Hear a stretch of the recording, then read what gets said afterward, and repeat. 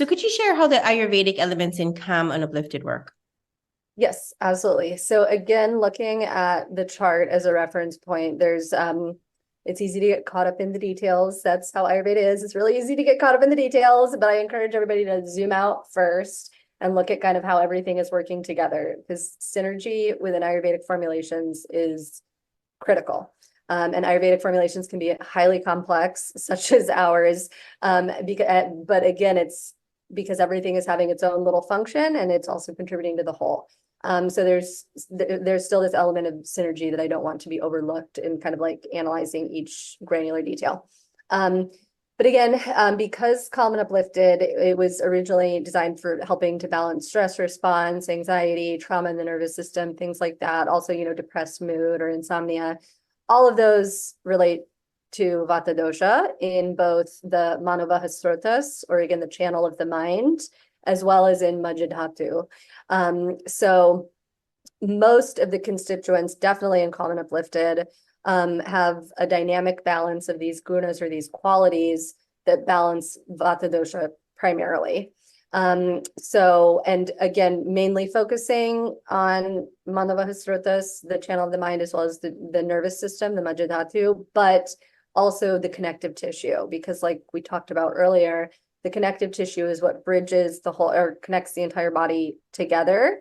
And it is also how different vital points or marmani are able to access things in a different part of the body and access the mind. So the connective tissue is still focused on here because that's kind of a conduit, we could say, to driving constituents from the skin into the bloodstream and then into the nervous system and into all of these subtle channels.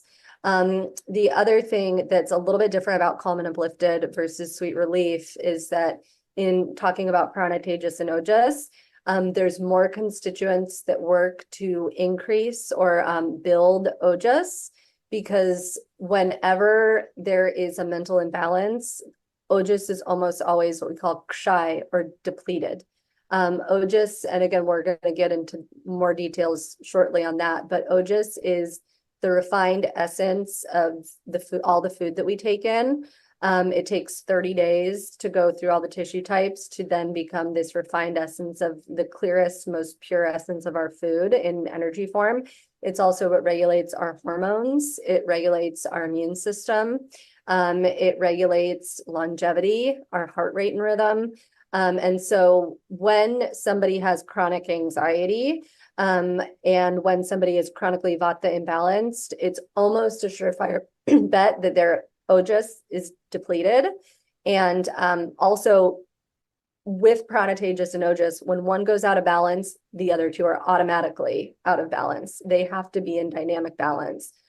So there also are constituents that balance prana and tejas, because those two in particular really need to be balanced.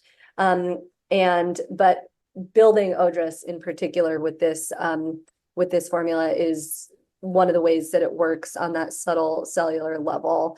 And again, in that psychoneuroimmunology and psychoneuroendocrinology branch of medicine, you're working through the nervous system to balance the hormones and the immune system. And then again, we'll get more into prana, tejas, and ojas in a little bit. I love this.